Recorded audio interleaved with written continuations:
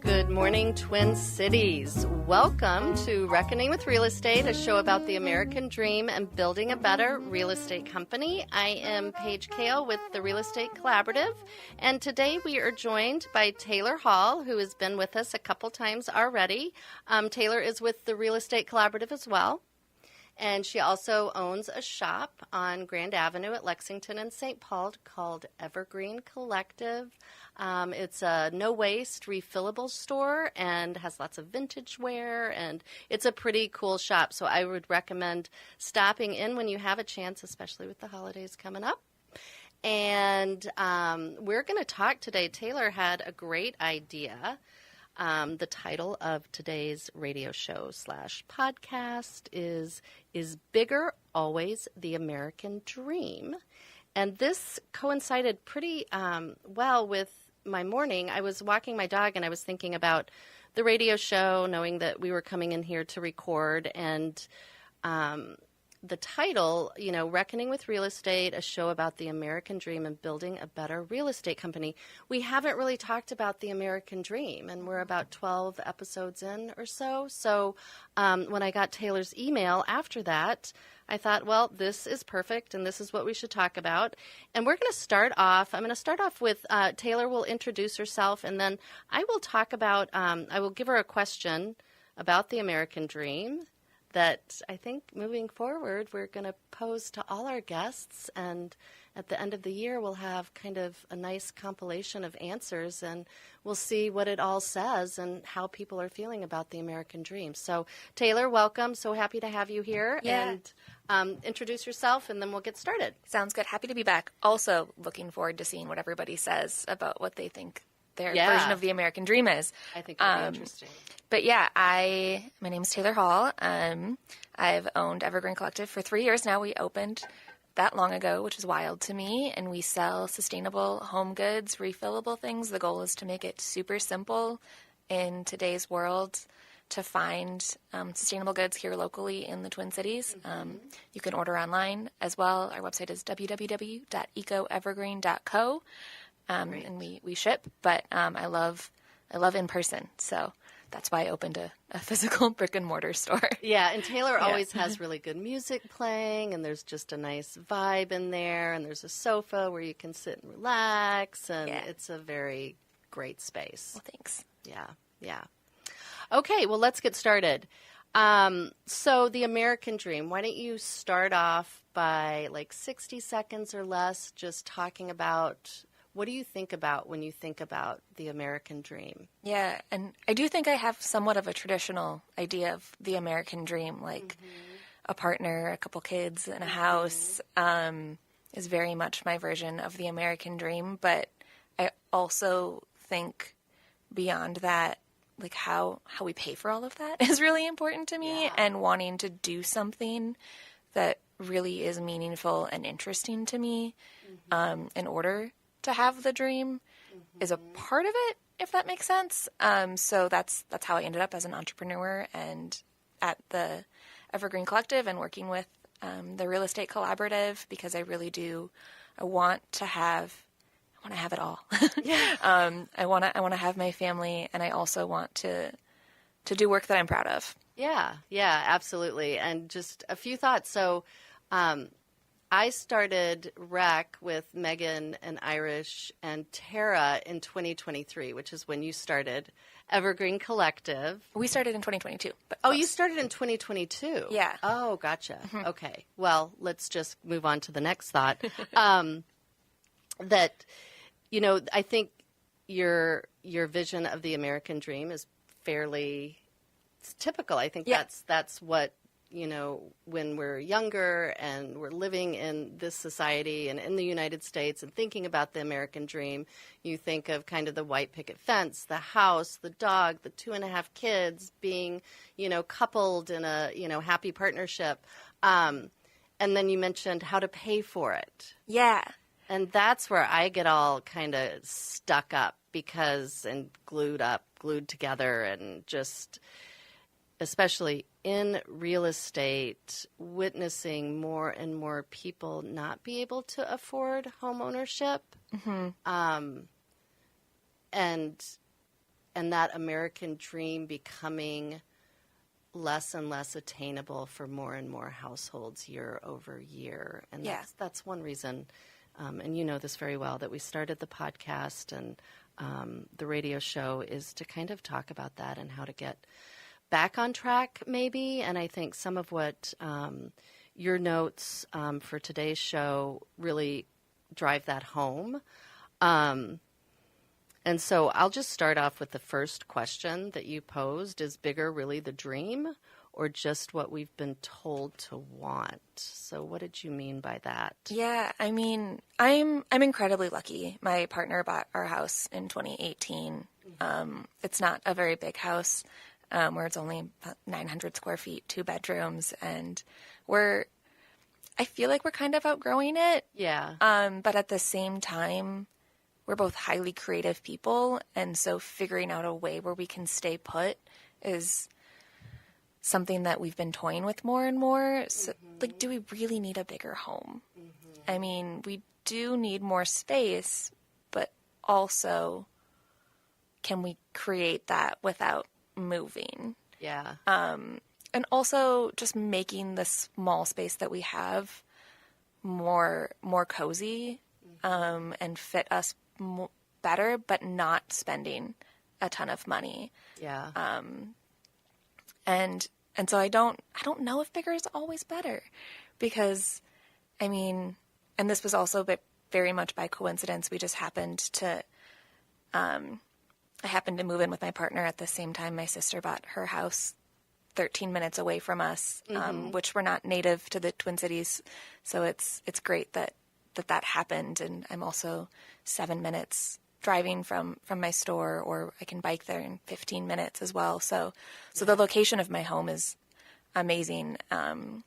It's one reason why I really love living in a city, is I can do a lot of things without having to drive. So far as I grew up not in a city, and we had to drive a lot to get anywhere. So it's really convenient for me, and I love it. And I think the location of our home might be more important than the size of our home. Is one factor for us. Yeah, that makes a lot of sense to me. Yeah. A lot of sense. I mean, we say in real estate, we say a lot of things in real estate that maybe are not true or that I don't particularly care for, but one of them that is true is location, location, location. It really is about a location, and I always think about, like, time. That is the one limited commodity that we have. We have 24 hours in a day, 7 days in a week. At some point, we're going to die, not to get too morbid, but how do you want to spend that time? Do you want to spend it in your car in rush hour traffic, or do you want to spend it, doing things you enjoy doing? I guess some people maybe enjoy rush hour traffic. I don't know. I guess I've never come across them, but yeah. So that's key. Yeah. And it's, I don't know, it's been a really big decision for me and my partner, and trying to figure out what our version of the American dream is. And I never really thought about how big of a role housing plays in that. And it is, like, the main factor besides what we do for a living is housing. And it's incredibly important that we have a house that functions for us.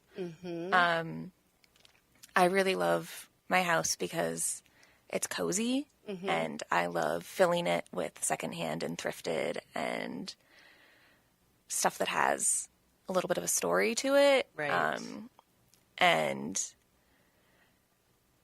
it's nice to have a smaller home, because that means we're doing less of that. There's less spaces to fill. There's less spaces to clean.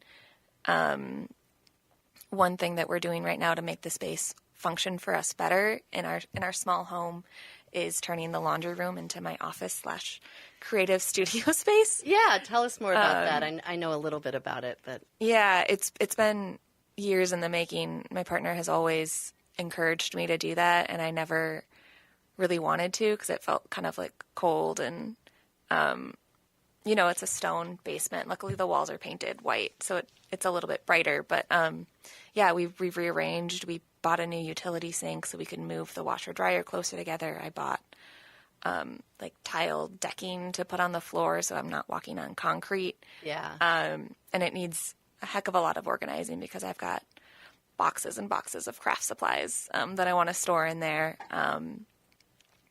But just to create that space in our tiny space when there's not much to go around, and using all the creativity and the secondhand supplies that I can find to make it work for us within a good budget, so we can stay in our home it's been kind of fun and a good challenge. Yeah, for sure. And I think with the smaller spaces, and you said your house is about 900 square feet. That's above ground, correct? Yeah, without that's the basement? not including the basement. So you're creating a little more, it's not maybe finished square feet, but it's usable, very usable and functional square footage. And I live in as you know, I live in a really small space too. It's 850 square feet. And I've been there about just over a year and downsized from about 4,000 square feet when my kids moved out. And what you said about stuff and not having all the space to put more stuff, so therefore you don't buy more stuff, is so true because, when we show houses, they've been staged and fully like decluttered and stuff. But when we first meet with people like who are listing their homes, I mean, it is more common than not to walk into a house and be like, wow, every closet is full of stuff. The garage is full of stuff. And I think that does kind of speak to who we are as Americans too and consuming. For sure. Yeah, I think that plays a big role in us wanting bigger homes. Yes. Is because we are just buying a lot of stuff that we don't need. Yes. And this is coming from somebody who owns a retail store that wants you to shop from them. But we just don't need so much stuff. And I think that version of the American dream of a big home, 2-car garage, maybe 3-car garage, so you can store everything is probably something that I grew up with.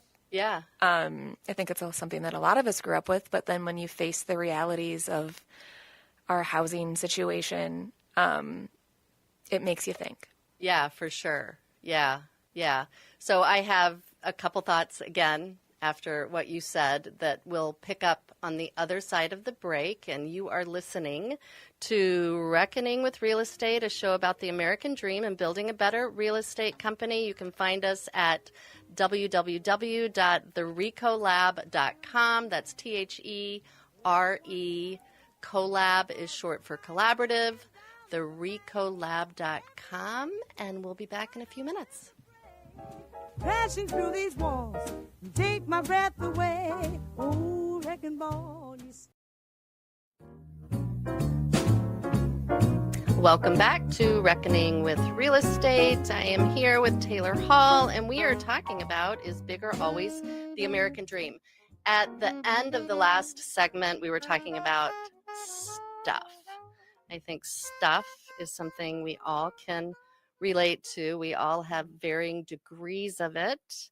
And we were talking about the bigger space that you live in, the more stuff you likely have. It just is the way it works. And even if you move into a bigger house and say, I'm going to keep my closet super organized and tidy and my garage super organized and tidy, after a few years, you look around and you're like, wow, lots of stuff. And that was my experience living in a very large house for several years while my kids were in high school.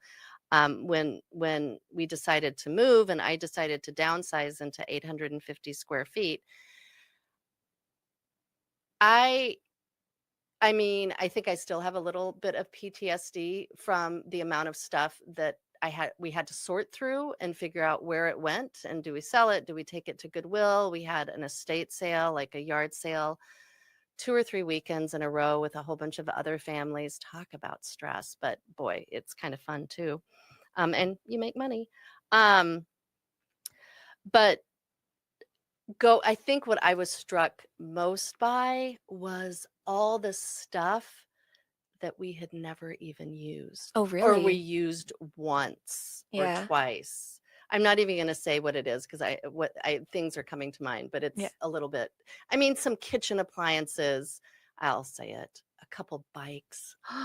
That kind of killed me. Like, Hmm. got my kids really nice bikes. We're going to go on all these bike rides, and we just didn't. For whatever reason, we were doing other things, probably maintaining the amount of space that we had, and I spent a lot of time cleaning. Well, Because you mentioned that cleaning. yeah, and I was thinking about, we were talking about location and commuting. Yeah. The bigger the house, the more time you spend taking care of the house. Yes, and cleaning and moving stuff around the Yes. house. Yeah. You don't have kids yet, but wait till you have kids. You're going to spend half your day moving their stuff around, and they'll leave like socks on the stairs, on the kitchen counter. That was always my favorite, was Oh, finding no. dirty socks on the kitchen counter. Yeah. Yeah. So, Yeah.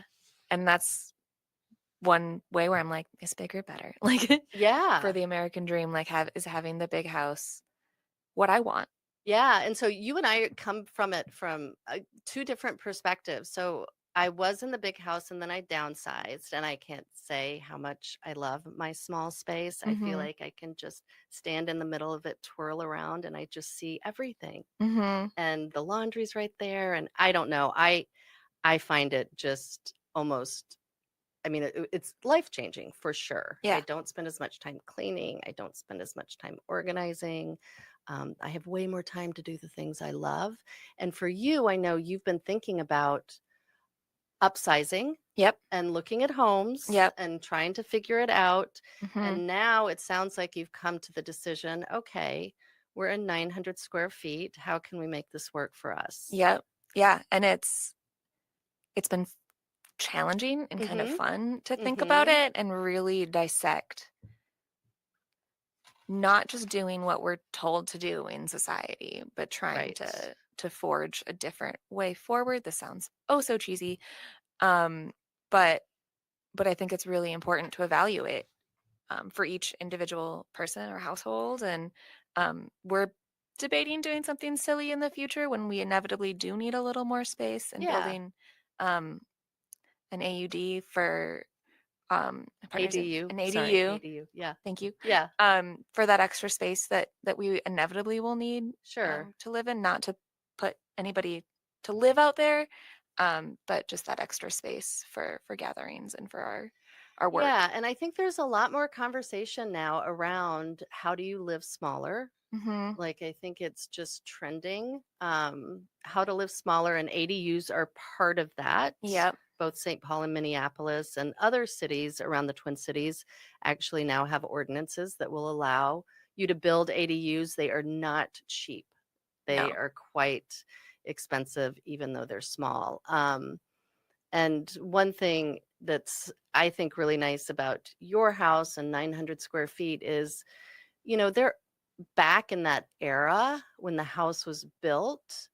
There were a lot more houses that were smaller, probably through, I would say, maybe the 50s and 60s. These smaller kind of starter homes, for lack of a better term, Mm-hmm. were built by builders. And one thing we're not seeing anymore are those homes being built. We see Yep. townhomes that maybe are smaller, Yep. 1,200, But there's a lot of 1,300. extra fees that can come with A those. lot of extra fees, and it's more kind of communal living. It's not that single family, Mm-hmm. you're not sharing, you are sharing walls with people in a townhome situation. And then single family homes, it's all really big homes, Yep. mostly, that are being built. I think there are some smaller homes. There's kind of a movement in Minnesota right now to build more manufactured homes, but it's Yeah. not the manufactured homes that you think of, like your grandmother's era. At least that's what I think of. Yep. The kind of ones that are on a chassis and you can move them around. They're very, very different, but people are starting to talk about that a lot as part of the affordable housing continuum and trying to get people into housing that they can actually afford. And to your Mm-hmm. point, that is sustainable Yeah. over time, because you also mentioned in your notes utility costs. Yeah. That's one reason why we're not sure we want to move and why we might want to stay, is because the bigger the house, the Yeah. more utilities you have to pay. It's more space to heat, Mm-hmm. primarily more electricity because there's more rooms to light up. Mm-hmm. Yeah, and you Yeah. probably have a larger lot, so then you have more yard to take care of. It's just all Yeah. these compounding things that I think sometimes people don't think about, especially first-time buyers, Hmm. don't think about like those extra pieces, the utilities, insurance costs. We could talk all day Yeah. long about 'Cause that insurance costs will right also now. go up with a bigger house. Yep. Mm-hmm. Mm-hmm. And the extra maintenance with lawn care and all of it. So to first-time home buyers out there that are listening, you need to think about those things. And when we work with first-time home buyers, we definitely talk about those things. That needs to be accounted for in their monthly budget process, like when they're thinking about how much they truly want to spend on their housing. It's not just the cost of the house. Um, so you did a DIY project in Hmm. your basement, turning your laundry room into an office where you were comfortable Yep. working. Hmm. What other projects have you done on your tiny home? I'm going to call it a tiny home. It's not really a tiny home. I guess it's a smaller home. It Is is. what we It is should a call it. smaller home. Yeah. We've done a lot of work on our house. We've redone all of the floors. So we've laid all of and we've done all of this ourselves with the help of my dad, who happens to be a very talented contractor slash handyman. So I am very lucky Yeah. in that It's respect. awesome to have somebody like that in It your life, it for is, sure. yes. But that being said, I don't feel like anything. There's one project we've done that I wouldn't been able to have do without him, but everything else, I think we What could was have just that one? learned the What was skills. the one project? We took out a wall. Oh, yeah, that seems like a lot. Like you have to make sure it's structurally Yeah, yes, sound to exactly. do And that. so we Yeah. needed his expertise for that. Yeah. Yep. But otherwise, I've painted all of the kitchen cabinets. Mm-hmm. One of my favorite slash I hated doing it as I tiled the backsplash in the kitchen with I bought tiles on Facebook Marketplace for $100. Wow. I was really proud of that Yeah. because it was really affordable. And then my friend and I did the whole thing ourselves. And I think the only reason I finished it is because she kept coming back and making me finish it. Okay, so did you enjoy So doing I it? do not enjoy tile work. Okay, well that's good to know. Sometimes you just have to go through the process to learn these Hmm. things about yourself. Yep. And then the last project I did was I built a new vanity in our bathroom out of an old dresser. Mm-hmm. 'Cause I Oh, also refinished fun. I love furniture. that. Yeah. Yeah. And so it fits a lot better. And then we have this, I hate the tile in our bathroom. Yeah. But the new vanity is orange, so it makes the brown tile look a little bit better. And then I painted the walls and stenciled a cute pattern. And so I tied it all together on a tight budget using a lot of secondhand Gosh, stuff. maybe I just had a thought. Maybe we should take some pictures of the DIY projects that you've done Oh, yeah. and put them on the notes for this show. Oh, yeah. Oh, That yeah. would be You fun. can probably find them all on my Instagram. Oh, Taylor Does Realty. So we'll yeah. take that. Yeah. Yeah. Okay, cool. Um, and that makes me think of, anybody listening out there, if you're in a smaller home and you are planning on staying there for, whatever reason out of necessity or circumstance or choice, um, and you want some advice on things that you could do to, make your house more valuable or more livable, feel free to reach out to us. And again, we're at therecolab.com. There's a little button up in the top right corner called Let's Talk, and you can send us a message. And we're happy to answer those questions. One thing that Taylor also was kind of alluding to is, what types of projects are DIY and what type of projects do you get professional help with? I'm I mean, I would say anything plumbing or electrical, unless you have somebody in your life that can do the work and you're confident that they can do the work and they've done the work and it's been successful, probably best to bring in a professional.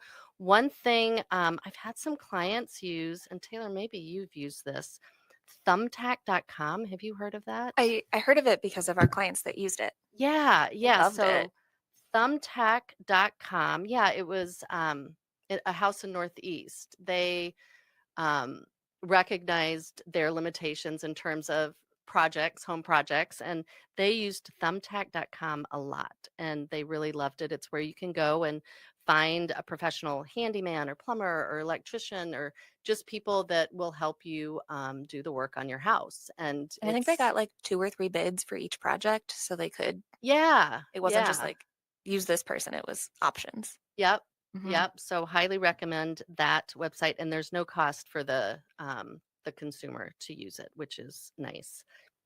Um, what else? Let's see. Best renovations for ROI, return on investment. We are running out of time, but I'm going to quickly speak to that because that was one of your Yeah. questions. Um, Generally, what we say is if you want to do a kitchen remodel or a bathroom remodel or invest like $10,000 or more into your house, please don't do it right before you're going to put it on the market. Do it years before so you can enjoy it because you will not get every penny out, generally speaking. So that's the pro tip that we're going to leave folks with I love it. on this Sunday. And thank you for being here, Taylor. And we will see you again. And you are listening to Reckoning with Real Estate, a show about the American dream and building a better real estate company. And we hope to see you next Sunday. Thanks for joining.